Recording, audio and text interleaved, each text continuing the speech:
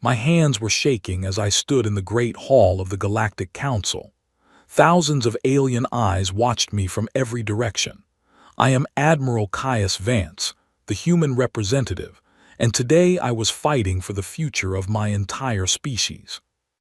The air smelled strange, like old metal and burning flowers. The council hall was built from silver stone that glowed from within. Tall pillars reached up into a ceiling I could not even see. Around me sat beings from hundreds of worlds. Some looked like snakes standing on their tails. Others were made of living crystal. Some had too many arms, too many eyes, and mouths in places that made me uncomfortable to look at. Grand Arbiter Zethune of the Valorian Dominion pointed one long silver finger at me. His voice was smooth and cold, like ice sliding over glass. "Human," he said, "you stand accused of species aggression. You attacked the Krill hegemony without council approval. You broke our sacred laws. What do you say for yourself?" I stepped forward. My boots made loud sounds on the polished floor. I knew every word I said now mattered more than anything I had ever said in my life. "The Krill attacked our colony first," I answered. My voice did not shake, even though my hands did. "They came to Meridian 3 and took 2,000 of our people, children, families, workers who had never held anything more dangerous than a farming tool. We asked this council for help. We waited 40 days. No one came." Zethune smiled. I did not like that smile. "You should have waited longer," he said. "They would have all been gone by then," I said. "We sent ships to bring our people home. That is all we did. We did not attack Krill worlds. We did not harm their civilians. We protected our own." An old Xylothi delegate, long and thin like a green snake, raised his voice. "The humans grow too fast. They build too many ships. They spread across the stars like a sickness. This is not about one small fight. This is about what humans are becoming." I felt my heart sink. I understood now. The trial was never about the Krill, it was about fear. They were afraid of us. 40 years ago, humanity had made first contact with the stars. The council had welcomed us with cold smiles and careful rules. They thought we would stay small. They thought we would be grateful. They did not expect us to build fast, learn fast, and spread across 12 star systems in just 4 decades. Other species took centuries to do what we did in years. The Valorians had ruled this part of space for 10,000 years. The Xylothi had ancient empires older than our history books. And here came humans, loud and fast and hungry, making them all look slow. I looked around the hall. I searched for any friendly face. Every face I saw was either angry or afraid, except one. The Orathan delegate, a tall being made of blue crystal, watched me with eyes that held something softer. Sadness, maybe, or pity. She did not speak, but she did not look away either. "The vote will now be taken," Zethune announced. I wanted to say more. I wanted to shout that we had done nothing wrong, that saving innocent lives was not a crime, but I knew my words would not change anything. The choice had been made long before I arrived today. The voting beads floated up into the air above each delegate. Red beads meant guilty. White beads meant innocent. Within seconds, the air above the hall turned into a sea of red. Only one white bead shone among them all. The Orathan. Zethune's smile grew wider. "The vote is clear. Humanity is found guilty of species aggression." My throat went dry. I could hear my own heartbeat in my ears. "The punishment is as follows," Zethune continued. "All human colonies outside your home system are to be abandoned within 30 days. Your faster-than-light technology will be sealed behind quarantine beacons. You will return to your home system, Saul, and you will stay there. Forever. Any human ship found beyond the beacon line will be destroyed without warning." The words hit me like stones. Our colonies, 12 worlds, millions of people. Homes, farms, cities built with sweat and hope, all of it gone, taken from us. "You cannot do this," I said. My voice was quiet now, not from fear but from the kind of anger that burns cold and deep. "Those worlds belong to us. Our people built them." Those worlds belong to the Council, Zethune said. We allowed you to live on them. Now we take that permission back. I looked at every delegate in that hall. I looked at them and I remembered their faces, every single one of them. The snake-like Zelothi, the insect-bodied krill who had done the original attack and now smiled like they had won a prize, the smug Valorians in their silver robes. I burned their faces into my memory. 2 council guards came to escort me out. Their hands were firm on my arms. I did not fight them. I walked with my head up. But before I left the hall, I stopped. I turned around one last time. Every eye in that massive chamber was on me. The whole galaxy was watching through the Council's broadcast system. Billions of beings on thousands of worlds were seeing this moment.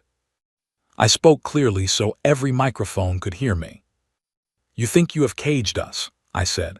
You think distance and time will make us small again.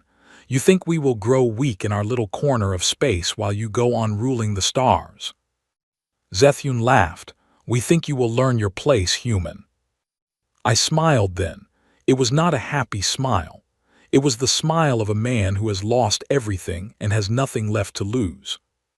You have not caged us, I said. You have only given us time to think. And humans, when we think long enough, we find answers. You should pray we never come back to share those answers with you. The guards pulled me forward. I let them. As I walked down the long hallway toward my ship, I heard the hall erupt behind me. Some delegates were laughing. Others were clapping. They thought it was over. They thought they had won. My shuttle was waiting. The pilot, a young human woman named Clara Bennett, looked up at me with worried eyes. She had heard everything. Admiral, she said softly, what do we do now? I sat down heavily in my seat. Outside the shuttle window, the beautiful council world of Velthari Prime shone in the light of its 3 suns. I would never see it again. None of us would. We go home, Clara, I said. We go home and we remember. The shuttle lifted off. As we rose through the clouds, I watched the council city grow smaller below us. I thought about the 12 colony worlds we would have to abandon. I thought about the families who would have to leave everything behind. I thought about the children who would grow up hearing stories of stars they could never visit. And I thought about Zethune's cold smile. Admiral, Clara asked, are you all right? No, I said honestly, but I will be, and so will humanity. How can you be sure? I looked out at the stars as we broke through the atmosphere.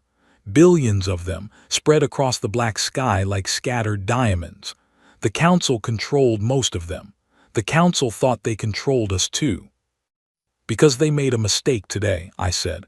They think banishing us is the end of our story, but it is only the beginning. They gave us something very dangerous, Clara. They gave us time. Time to build. Time to learn. Time to become something they cannot imagine. I closed my eyes and leaned back in my seat. Set course for Sol, I said. Full speed, we have work to do. The shuttle's engines roared. We left Velthari Prime behind. We left the Council behind. We left the civilized galaxy behind. But as the stars blurred into lines of light around us, I was already making plans. Plans that would take centuries to complete. Plans that would change everything. The Council had just planted a seed in dark soil. They thought nothing would grow there. They thought the seed would rot and be forgotten. They were wrong. Somewhere in the deep black between the stars, that seed was already starting to grow. And one day, it would return to them as a forest on fire. The ride home took 6 weeks, 6 long weeks of silence and thinking. By the time we reached Earth, I had already sent secret messages to every human leader in every system. My words were simple. Come home, bring everything, bring everyone, we have much to do. And then came the hardest part, watching our people leave the colony worlds, families crying as they packed boxes, children asking why they had to go, old people taking one last look at gardens they had spent lifetimes growing. Council ships watched us the whole time. They made sure we took nothing valuable. They stripped our colony worlds of our technology. They laughed as we loaded our sad ships with what little they allowed us to keep. I stood on the deck of my flagship and watched it all. I watched and I remembered. Behind my eyes, a plan was forming. A plan the Council would never see coming. A plan that would take hundreds of years to finish. But humans are patient when we need to be. And we were going to be very, very patient. The first years back in Sol's system were the hardest. Imagine taking millions of people who had lived on open worlds with wide skis and forcing them all back into one small star system. There was not enough room, not enough food, not enough hope. Riots broke out on Mars, fights on the lunar colonies. Leaders argued about who was to blame. Some wanted to attack the Council right away. Others wanted to beg for mercy. Most just wanted to give up. I called together every human leader in one great meeting on Earth. The meeting lasted 11 days. I did not sleep. I did not eat much. I talked and listened and argued until my voice was almost gone. And at the end of those 11 days, we all agreed on one thing. We would never be weak again. A new government was born that night. The Terran Imperium, one people, one purpose, one goal. Return to the stars, not as visitors, not as members of any council. Return as something new, something the galaxy had never seen before. And when we returned, we would remember everything, every insult, every lost colony, every child who cried on moving day. We would remember it all. I signed the founding papers with a shaking hand. My advisors told me I looked like a man who had just made a promise to the stars themselves. Maybe I had. The work began the very next morning. And it would not stop for 300 years. The first breakthrough came faster than I expected. Just 12 years after the banishment, our scientists cracked something the Council had told us was impossible. We called it clean fusion, endless energy. Enough to power cities, ships, and dreams we had never dared to dream before. The Council had hidden this science from us. They had told us it would take thousands of years to discover. They had lied. When I saw the first fusion reactor come online on Mars, I stood there for a long time. I watched the blue light of the reactor fill the testing chamber. I thought about Zethun's smug face. I thought about what was coming for him. And I smiled. But this was only the beginning. What came next would make the Council's mistake look like the biggest mistake in galactic history. They should have destroyed us when they had the chance. Now it was too late. The humans were building something. And we had all the time in the world. 300 years passed. 300 years of silence from the human system. 300 years during which the Council forgot about us, laughed about us, sometimes told stories about us to frighten their children. But inside Sol's system, hidden behind clever false signals and fake broadcasts, humanity was becoming something new. Something dangerous. Something the Council could never have imagined in their worst dreams. My name is still Caius Vance. They call me the Eternal Admiral now. My body has been kept alive by science the Council would call magic. My mind has guided humanity through every step of these 300 years. And today, finally, we are ready. Today we return. Our ships wait at the edge of Sol's system, 50,000 of them. Each one carrying technology the Council cannot match.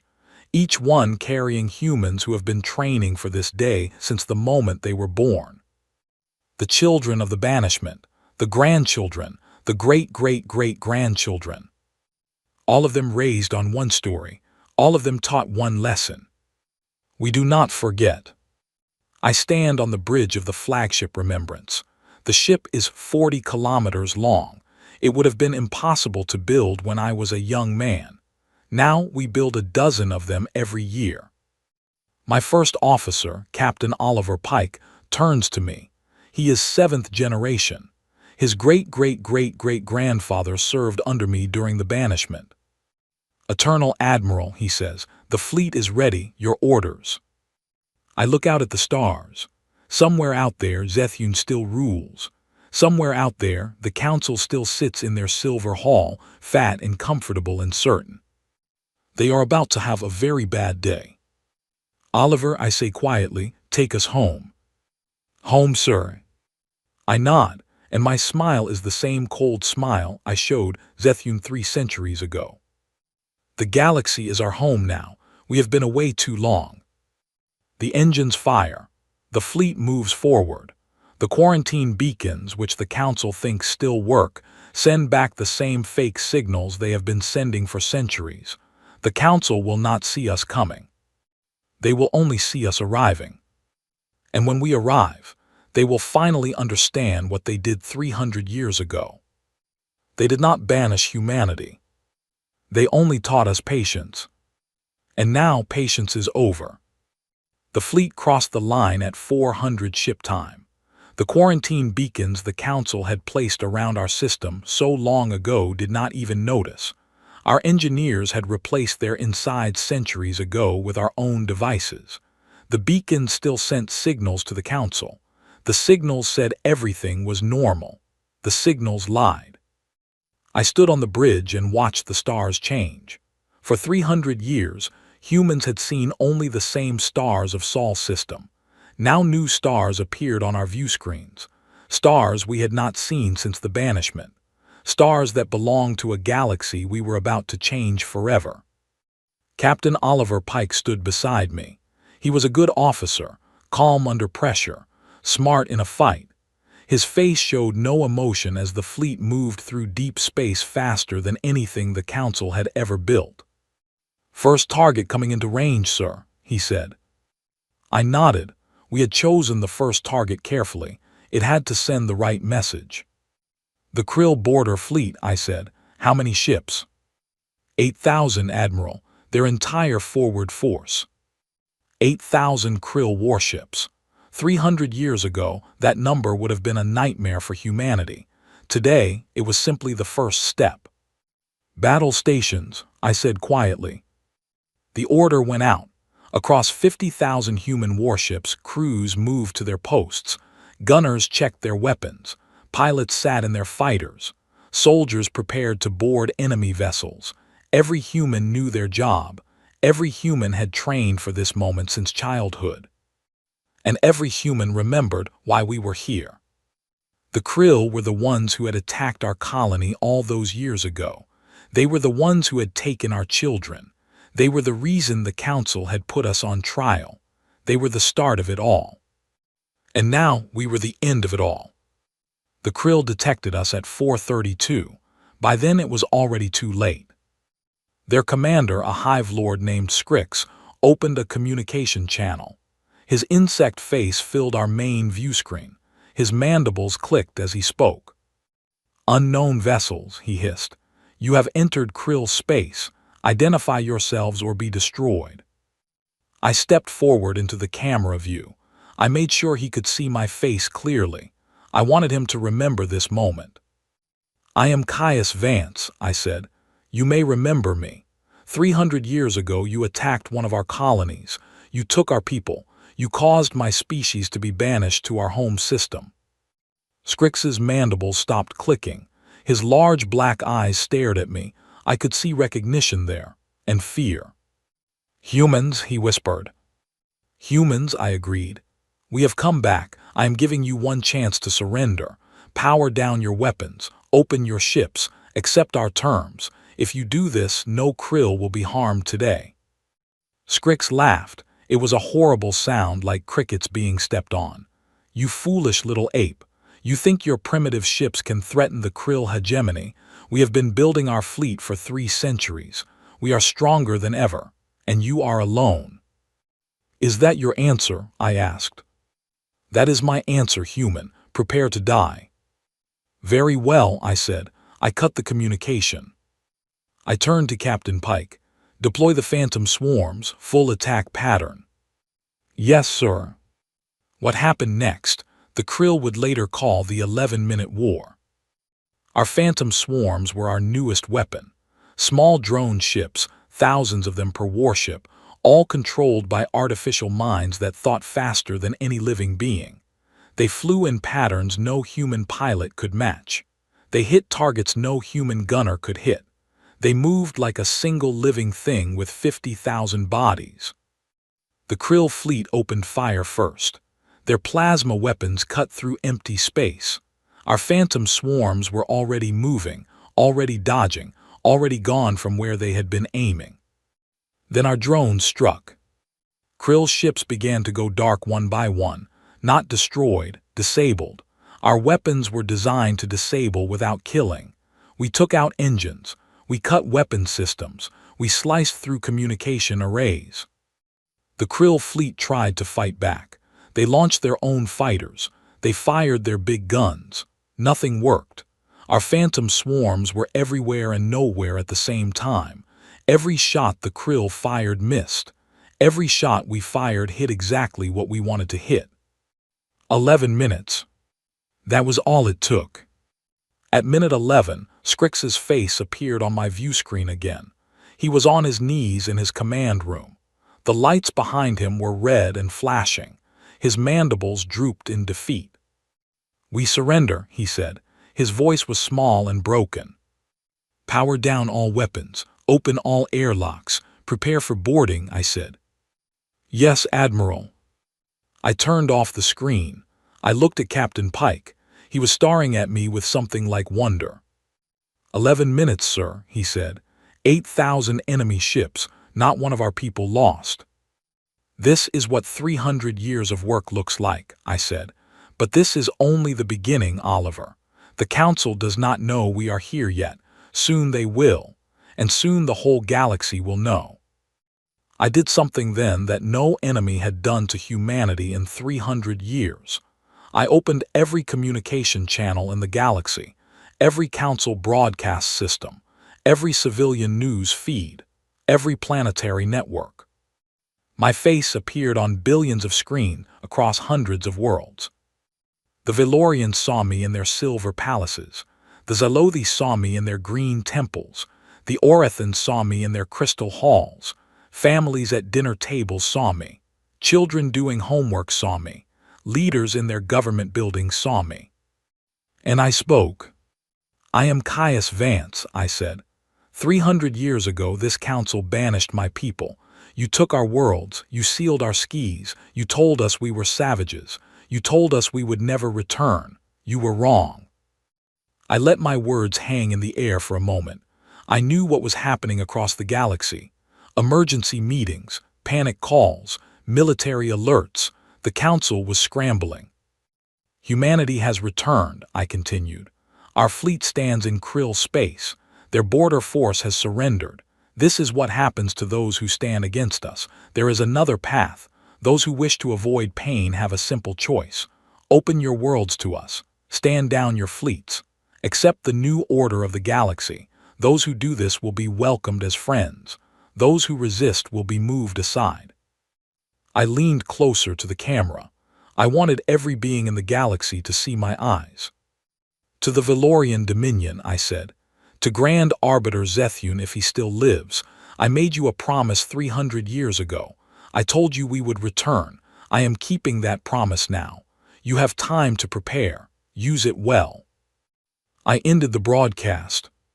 The silence on the bridge was heavy. Captain Pike finally spoke. "That will wake them up, sir." "It will indeed, Oliver. Now let us see what they do." What they did was panic. Within hours, every major power in the galaxy had mobilized its military. Valorian dreadnoughts lifted off from dozens of worlds. Zalothi war hives opened their doors and released battle swarms. Smaller species scrambled to pick sides. We watched it all from our fleet. Our sensors were so advanced that we could read military orders from halfway across the galaxy. "They are forming an alliance, sir," Pike reported. "The Valorians are calling all council members to stand together. They say humanity is a threat to all civilized life." "And the Orithans?" I asked. Pike checked his screen. He smiled slightly. "The Orithans have refused the alliance, Admiral. They are sending a message to us now." "Put it on screen." The ambassador who appeared was old, very old. Her crystal body was cracked and worn in places, but her eyes were the same eyes I had seen 3 centuries ago, the only white vote in the hall. "Admiral Vance," she said, her voice was like soft chimes, "you remember me." "I remember you, Ambassador Lycera," I said. "You voted for us when no one else did." "I voted for what was right," she said. "The council was wrong that day. Many of us knew it. Few of us had the courage to say so. I have waited 300 years hoping this day would come." "Your people will not be harmed," I promised. "You have my word." "We accept your terms, Admiral. The Orathan Federation surrenders peacefully. We ask only to join your cause, whatever that cause may be." "Welcome back, Ambassador," I said softly. "You have been missed." She bowed. The channel closed. Captain Pike was shaking his head slowly. "One surrender already, Admiral, and we have not even reached Valorian space yet." "The Orathans understand power when they see it. They understand numbers. They calculated the battle before the battle started. They knew." "Will others follow?" I looked at the star map in the center of the bridge. Hundreds of worlds glowed there, hundreds of species, hundreds of choices to be made. "Some will follow, Oliver, some will fight. That is the way of things. But by the time we are done, every world on that map will fly our flag, one way or another." We moved deeper into council space, world by world, system by system. Some fought us. Their fleets were brave. Their weapons were the best their species could build. None of it mattered. Our technology was simply too far beyond theirs. We did not win battles. We ended them before they could truly begin. But here is what surprised me most. Here is what the Council had not planned for. Many species did not fight us at all. The Dravani, a race of 4-armed traders, surrendered before our fleet even reached their homeworld. Their leader told me they had been waiting for a way out of Council rule for centuries. The Council had taxed them to the edge of starvation for generations. The Meleki, gentle beings who lived in floating cities, opened their skis to us with celebrations. They had been forced to give their children to Council service academies. They had hated it for 1,000 years. World after world, we found the same thing. The Council had not been kind to its members. It had been cruel, greedy, tyrannical. Many species had been waiting for someone strong enough to break the old system. And we were that someone. I started to understand something important. We had left Sol's system planning to conquer, but we were doing something else. We were freeing. We were liberating. We were giving species their first real choice in thousands of years. It changed how I thought about our mission. It changed how we moved forward. Captain Pike came to me one evening as I watched a peaceful sunset on a newly freed Meleki world. "Sir," he said, "we have word from Valorian space. Their fleet has gathered at their homeworld, 200,000 ships, the largest gathering of warships in galactic history." 200,000, I repeated, against our 30,000 that can reach them in time. "Yes, sir." I smiled at the sunset. The Meleki suns painted the sky in colors that did not exist on Earth. It was beautiful. "Oliver," I said, "prepare the fleet for departure. Tomorrow we sail for Valor Prime." "Yes, Admiral." "And Oliver." "Sir." "Grand Arbiter Zethune is still alive. Our spies confirmed it yesterday." Pike raised one eyebrow. "That is a very long life for a Valorian, sir." "He used the same life extension technology I used. He wanted to see his empire rule forever." I turned away from the sunset. "He will instead see his empire fall. I will make sure of it personally." We left the Meleki world the next morning. Our fleet pointed itself toward the heart of Valorian space, toward the capital, toward my old enemy. The biggest fight of our lives was coming. And somehow, I had been waiting 300 years for this exact moment. Valor Prime was the most beautiful world I had ever seen. 300 years ago, standing in its great council hall. I had noticed this even while being sentenced to banishment. The planet had silver oceans that reflected its twin suns. Forests of golden trees covered entire continents. Floating cities drifted above the clouds like gentle giants. Now those cities were covered by shield generators. Now those oceans hid underwater fleets. Now every beautiful mountain had weapons mounted on top of it. The Valorians were ready for war. Our fleet arrived at the edge of their system. 30,000 human warships against 200,000 Valorian vessels. The numbers looked terrible. But numbers do not tell the whole story. Captain Oliver Pike stood beside me on the bridge. His face was calm, but I knew him well enough to see the tension in his shoulders. "Sir," he said, "Valorian command is hailing us. It is Grand Arbiter Zethune himself." "Put him on." Zethune's face filled the screen. 300 years had not been kind to him. His skin, once smooth and silver, was now cracked and dull. His eyes, once sharp with pride, were now sunken deep into his skull. But his hate was still there.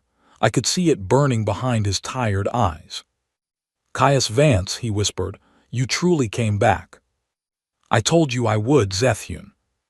"You look different. You look worse."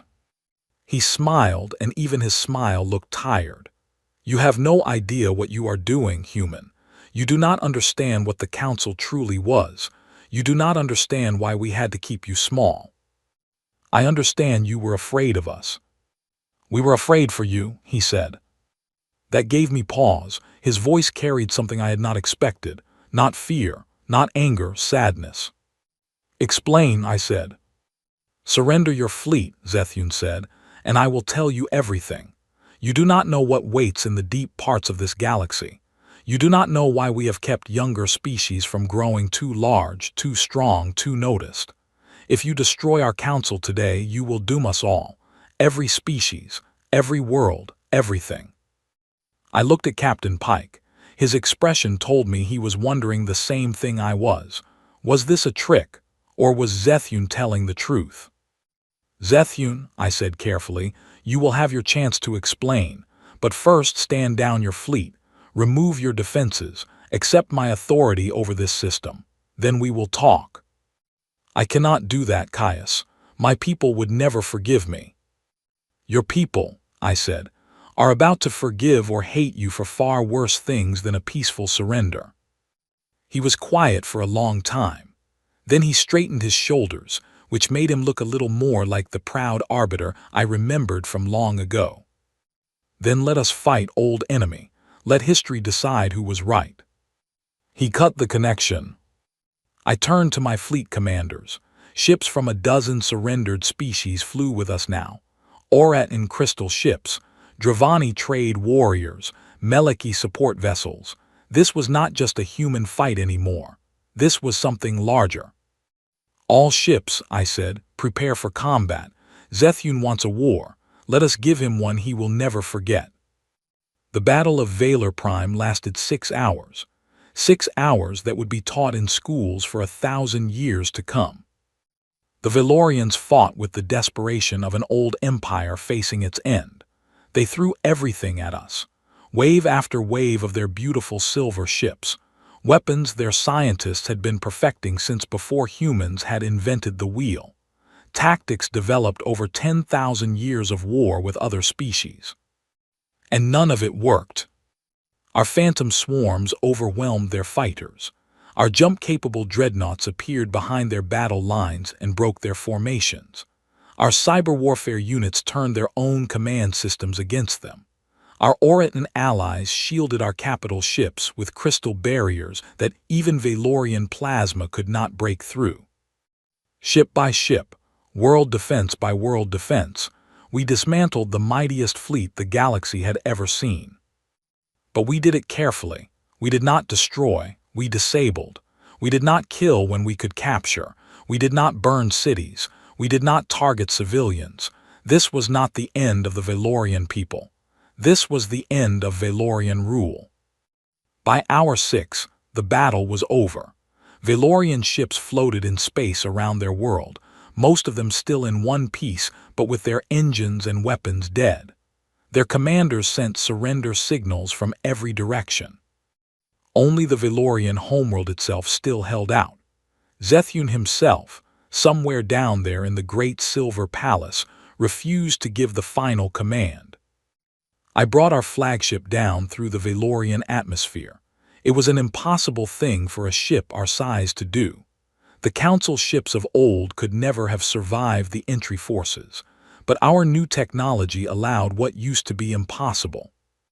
We landed in the great plaza in front of the Council Hall, the same place I had walked out of in disgrace 300 years ago, the same marble floor, the same silver pillars reaching up toward the sky. I walked down the ramp of my ship. I wore a simple uniform, no ceremonial armor, no weapons. I wanted Zethune to see me as I was, a man, a human, nothing more.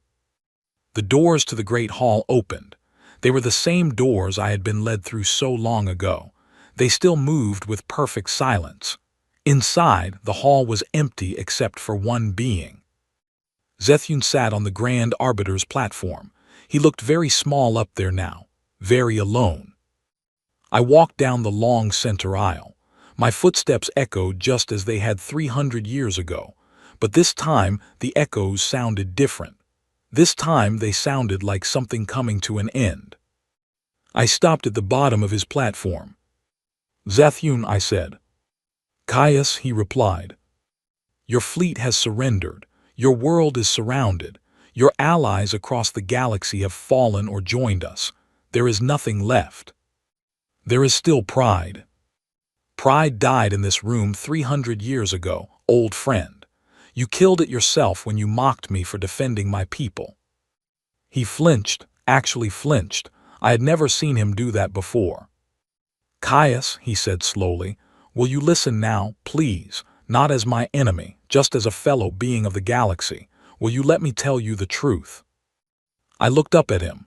Whatever strength remained in his ancient body, whatever pride kept him upright on that platform, I could see that something else was there too. Fear, real fear, deep fear. "Tell me, Zethune." He closed his eyes, then he began to speak. "Long before your species touched the stars, Caius, there was another power in this galaxy, older than the Valorians, older than any species currently living. They were called the Devourers. They moved between the stars and they consumed worlds, not like normal enemies. They ate the very energy of living things. Whole civilizations vanished into their hunger." He opened his eyes. They were bright with old memories and old terrors. "The Council was formed to survive them. We drove the Devourers away 100,000 years ago. We sealed them beyond the galactic edge. And we swore we would never let the galaxy grow too loud, too bright, too full of life again. Because loud, bright, full of life galaxies are what brought the Devourers the first time. They are drawn to civilization. They eat it." "So you kept younger species small on purpose," I said slowly. "You suppressed us so the Devourers would not notice the galaxy." "Yes, you understand now. I understand what you thought you were doing. I also understand that you were wrong." Zethune looked surprised. "How were we wrong?"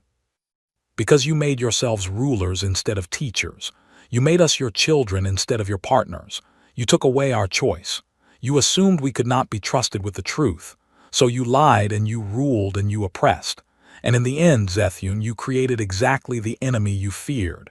Humans, hungry, angry, determined, growing so fast you could not stop us." His old face twisted with sadness. "Have the Devourers returned, Caius?" I paused. I had not told him this yet. Nobody outside my innermost command knew. "Our Oretan allies detected signals 2 months ago, from deep space. Something is coming back, something very old, something very hungry." Zethune's shoulders sagged. He looked, for the first time ever, defeated. "Then you must gather the galaxy, Caius. You must do what we failed to do. You must lead us all." "I plan to, Zethune. I have planned to for a long time." I walked up the steps to his platform. I stood in front of him. He looked up at me. He was so old, so very, very old. "Old man," I said softly, "I am not going to harm you. I am not going to imprison you. I am going to do something much worse." "What?" "I am going to make you work for me." He blinked. "What?" "You know more about the old council structures than anyone alive. You know which species can be trusted. You know where the devourers were sealed. You know 10,000 years of galactic history. You are going to teach us everything, every secret, every truth, every lie you ever told." He stared at me, and then, slowly, he did something I never expected. He laughed. It was a dry, broken laugh, but it was real.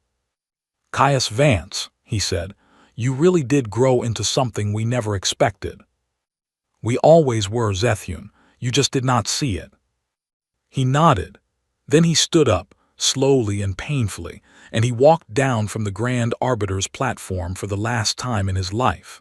He followed me out of the Silver Hall and into the new age of the galaxy. The Terran Imperium was made official 2 months later. It was not a human empire, though humans led it. Every species that joined received equal rights under its laws. Every world that surrendered peacefully kept its own government, its own language, its own customs. We asked only for loyalty to the Imperium and unity against what was coming. Most species joined willingly, even the Valorians, even the Krill. Zethune himself became an advisor, traveling from world to explain the truth about the old council and the coming danger. Across the galaxy, 1,000 species began working together for the first time in history, not under threat, not under oppression, under a shared understanding that something far worse than human rule was coming. I stood on the balcony of what had once been the Valorian Grand Arbiter's palace. The silver walls had been kept. The beauty of Valor Prime had been preserved. Only the cruel laws had been thrown away. Captain Oliver Pike stood beside me. He had been promoted to admiral during the last days of our war. "Everything is changing so fast, sir," he said. "It has to, Oliver. The galaxy must change, or it will not survive. The Devourer signals are getting stronger. I know we have perhaps 10 years, maybe 15, maybe less. Are we ready, Admiral?" I thought about my answer for a long time. I looked out at the beautiful world below us, at ships of 20 different species flying together in its skis, at the purple evening as it fell over the silver oceans. "We will be, Oliver, we have to be." A servant approached with a message. It was from Ambassador Lysira, the Orathan who had voted for us so long ago. She was bringing a report from the deep space observation posts. Something had crossed the outer boundary of the galaxy. Something was moving inward. Something was coming. The next part of our story would not be about humanity getting revenge. It would not be about conquest. It would not be about empire building. All of that was done. All of that was finished. The next part of our story would be about survival, not just for humans, for every species in the galaxy, for every civilization, for every living thing under every star. I went inside to prepare my orders. Fleets needed to be built. Weapons needed to be designed. Warriors needed to be trained. Every species of the galaxy, now united under the Terran Imperium, would need to work together as they never had before. The banishment that had happened 300 years ago now looked like such a small thing. A mistake by small-minded beings who were afraid of change. It had seemed like the end of humanity at the time. Instead, it had been the beginning of something much bigger. We had been banished, we had been forgotten, we had been written off. And in being forgotten, we had grown into exactly what the galaxy needed. We had become what no one else could be. We had become the ones who would save it all. Not because we were the best, not because we were the strongest, not even because we were the smartest, but because when everything was taken from us, we had learned to build everything again from nothing. And that is a skill the Devourers, for all their ancient hunger, had never learned. The war with the Devourers began on a Tuesday. Admiral Oliver Pike came to me in my private chambers. His face was pale. I had never seen him so shaken. "Eternal Admiral," he said, "they are here. Outer sensor posts are going dark one by one. They move faster than we expected, much faster." I stood up from my desk. I felt my old bones complain. 3.5 centuries was a long time to be alive, even with the best life extension technology. But I was not done yet. I still had work to do. "Call the War Council," I said. "Every species leader, every fleet commander, every scientist who knows anything useful. We meet in 1 hour." "Yes, sir." The meeting that followed was the most important meeting in the history of the galaxy. I am not saying that to make it sound impressive. I am saying it because it was simply the truth. 1,040 species were represented in that room. Every one of them had questions. Every one of them was afraid. Every one of them looked to me for answers. I gave them what I could. "The Devourers are ancient beings," I said. "They are larger than any ship we have ever built. They exist in more dimensions than we can see. Normal weapons will not hurt them. Normal tactics will not work against them. But we have been preparing for this day for 300 years, whether we knew it or not." I pointed at a hologram floating in the center of the room. It showed the enemy. Massive shapes, too big to be called ships, moving through space in ways that seemed impossible. They warped the light around them. They left rips in space behind them. Everywhere they went, stars went dark. "Every human who ever lived in Sol's system during the banishment prepared us for this," I continued. "Every piece of technology we built in those 3 centuries will be used here, and every species that joined us willingly or unwillingly now has something to contribute. The Valorians have ancient records of the first Devourer War. The Auratans have crystal science that can shield against dimensional weapons. The Krill have biotechnology that can regrow destroyed ships in days. The Dravani have trade networks that can move supplies across the galaxy in hours. The Meliki have peaceful technologies that can heal our wounded faster than any medicine." I looked at every face in the room, faces of 1,000 different shapes and colors, all afraid, all listening. "We are the galaxy," I said. "Not the Council, not the Devourers, us together, and the galaxy is going to fight back." The first battle came 3 days later. A Devourer appeared at the edge of a small system on the outer rim. The system had only one inhabited world, a Meliki colony of 30,000 beings. Our fleet arrived in time to evacuate most of the population, but not all of them. A Devourer does not care about small numbers. It simply came forward and consumed the world. It ate the planet, not the rocks and dirt, the life, the energy of everything that had ever been alive there. When it was done, a dead gray ball hung where a green and blue world had been minutes before. We fought the Devourer. We lost 200 ships. The Devourer seemed unharmed. It moved on toward the next system. That night I stood on my flagship and thought about what we had just seen. I had thought I understood what the enemy was. I had been wrong. This was not a war. This was extinction. This was something different from anything any species in the galaxy had ever faced. Admiral Pike came to find me.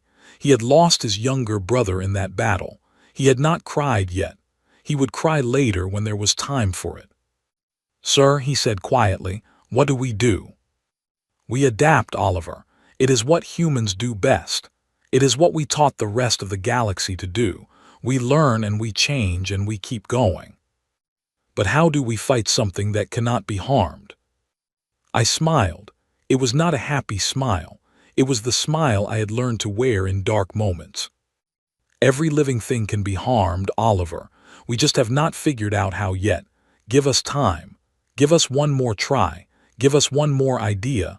We are humans. Figuring out the impossible is our specialty." It took 3 years. 3 long, terrible years of losing battles and losing worlds. 3 years of evacuating colonies while Devourers ate them behind us. 3 years of watching systems go dark on our star maps, one after another, like candles being blown out. But we learned. Every battle taught us something.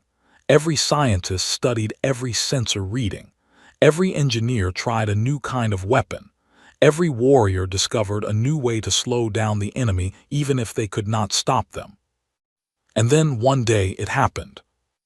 A young human scientist named Iris Holloway came to me. She was no more than 30 years old. Bright eyes, nervous hands, a mind like lightning. "Eternal Admiral," she said, "I think I know how to hurt them." I listened. She explained. It took her 3 hours to explain it all. The math was beyond even my improved old brain, but I understood the main idea. The Devourers did not exist fully in our reality. They extended into dimensions we could not normally reach.